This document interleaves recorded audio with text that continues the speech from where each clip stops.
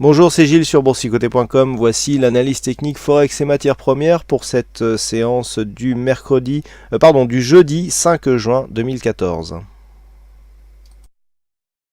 Et nous commençons tout de suite par cette paire de devises euro-dollar, donc qui a bien ici réagi aux annonces de la Banque centrale américaine avec un aller-retour et des cours qui repartent finalement plutôt dans cette phase de range telle qu'elle l'était avant les annonces de la Banque centrale européenne, et plutôt je dirais même dans un biais haussier, puisqu'on revient ici au contact de cette bolle supérieure après avoir testé ici cette zone des 1,3648.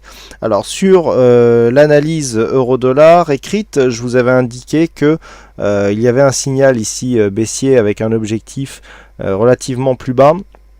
J'avais indiqué ici une sortie à 1,36, donc il était tout à fait possible de sortir sur cette phase, même sur la bougie que nous avons eue ici. Alors certes, nous sommes descendus quasiment jusqu'à 1,35, mais c'était très aléatoire. Rester placé sur ce genre de position juste avant une stat, c'est risqué vraiment d'être pris à contre-pied et de subir un gros drawdown. Donc, du point de vue de la stratégie, normalement, si vous avez suivi cette prise de position, eh bien, le gain a dû être certes léger, mais toujours présent, et encore heureux, puisque nous avons ici une phase de hausse qui est en train de se mettre en place, puisqu'a priori, la phase de baisse ici n'a pas tenu, et les cours sont en train de reprendre du coup le chemin de la hausse. Et on va peut-être avoir donc le rebond technique dont je vous ai parlé hier, qui serait susceptible de se mettre en place. En tout cas, pour l'instant, le rebond technique n'arrive pas. Du point de vue de la clôture, donc si on fait abstraction ici de cet aller-retour avec cette phase de forte volatilité, il n'y a pas de signal de changement de tendance. Donc on est toujours inscrit ici dans cette zone de range, avec donc cette zone de point haut ici à 1,3650 qui joue bien son rôle de résistance, et une zone de support ici à 1,3580, voire même légèrement supérieure à 1,3590. Donc pas de changement. L'orientation alors prend un biais haussier, pas trop par le fait de ce mouvement que nous avons là, mais surtout par le fait que cette phase de baisse ici s'était produite suite aux premières déclarations de Mario Draghi, donc qui annonçait des mesures pour cette journée. Cette phase de baisse ici correspond à une anticipation des mesures qui pouvaient être prises, et le fait que l'on reste ici dans cette zone, c'est que peu ou prou, même si le détail n'était pas connu, eh bien les réponses qui ont été apportées étaient proches du consensus, donc des anticipations des analystes, et donc on reste ici dans cette zone de stabilité. Donc maintenant, pour inscrire une nouvelle tendance, il faudra guetter des éventuelles cassures, donc 1,3580 à la baisse ou 1,3650 à la hausse. Sur le dollar yen, on confirme quoi? Eh bien tout simplement que cette zone ici des 102,71, que je vous annonce comme une zone d'objectif depuis la cassure ici de cette zone de résistance oblique baissière, eh bien était bien un objectif, puisqu'après avoir marqué un contact ici et confirmé cette zone comme une résistance, la paire de devises dollar yen a connu une petite phase de baisse court terme qui a permis ici un retour sur la moyenne mobile 20 exponentielle. On a bien eu ici un petit mouvement, mais qui est venu encore une fois confirmer cette zone des 102,70. Donc on est vraiment dans un mouvement là purement technique, avec ici cette phase de hausse, on inscrit un point haut, on vient tester ici une zone de résistance et on consolide en direction de la moyenne mobile 20 exponentielle. Donc ça c'est typique d'une consolidation qui nous donne plutôt une information de continuité de tendance, avec une petite possibilité de prise de position ici sur cette moyenne mobile 20 exponentielle. Donc ici cette zone 102,43 est tout à fait compatible pour prendre des longs et poursuivre ici ce genre de tendance. Donc pour l'instant, la tendance est bien orientée à la hausse. Elle fait suite à une cassure d'une résistance baissière qui avait été signalée, qui a été validée ici par de nombreux contacts avec des zones de points hauts. On a eu dans un premier temps une première sortie, on était revenu ici, on avait retrouvé cette zone comme une résistance, et sur l'ouverture hebdomadaire, c'est très important, eh bien on est venu valider ici la cassure de cette zone.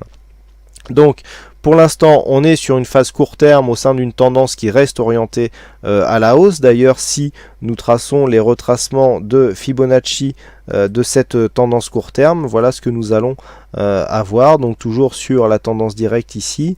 Voilà, hein, on a quelque chose ici qui vient alors donner un petit signal de consolidation, puisque la zone des 23,6 est quand même relativement attaquée, mais on n'a même pas atteint le retracement des 38,2%, donc on est toujours potentiellement sur une dynamique relativement forte, hein, et donc cette dynamique sera validée sur un dépassement haussier de cette zone de point haut qui se situe à 102,80, et donc en traçant ces retracements de Fibonacci, eh bien, nous constatons qu'il faudrait ici repasser sous les 102 yens pour un dollar, voire même 101,95 pour casser donc le retracement des 61,8% et donc invalider la poursuite de ce mouvement haussier.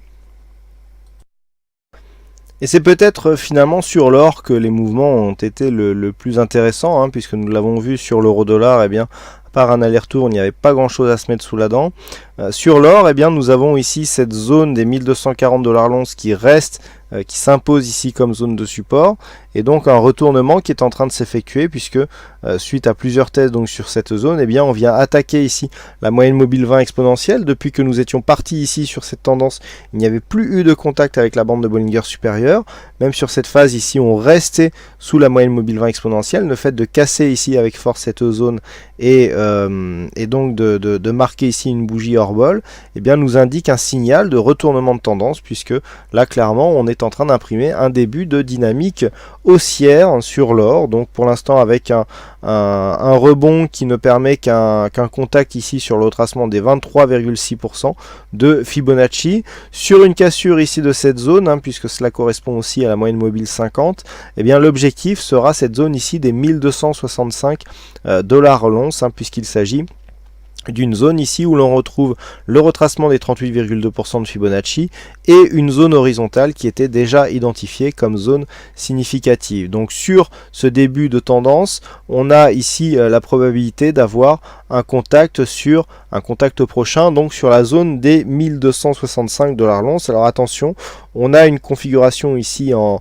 total hors bol, on n'a pas trop de surachat, donc on peut continuer hein, ici à monter malgré ici cette phase de hors bol. Je vous rappelle que la précédente phase de hors bol se situait ici, on avait eu 3 bougies totalement à l'extérieur ici des bandes de Bollinger et aucun signal de rebond derrière. Je vous rappelle que l'or est un actif très direct dans ses déplacements et que ce genre de configuration qui peut être considéré comme un signal de retournement très court terme hein, sur certains sous-jacents tels que les indices, eh bien ne sont pas jouables sur des sous-jacents comme l'or qui est beaucoup plus donc direct dans ses déplacements. Donc ici, tant que l'on reste au-dessus des 1240 $ l'once, eh bien on part en confirmant ici au-dessus de 1255 sur un rebond technique en direction de 1265 $ l'once. Voilà donc ce que nous pouvons dire sur cette analyse technique Forex et matières premières. Il ne me reste plus qu'à vous souhaiter à toutes et à tous une bonne soirée. Bonne chance dans vos prochains trades et on se donne rendez-vous dès demain pour d'autres analyses techniques en vidéo. Bonsoir à tous.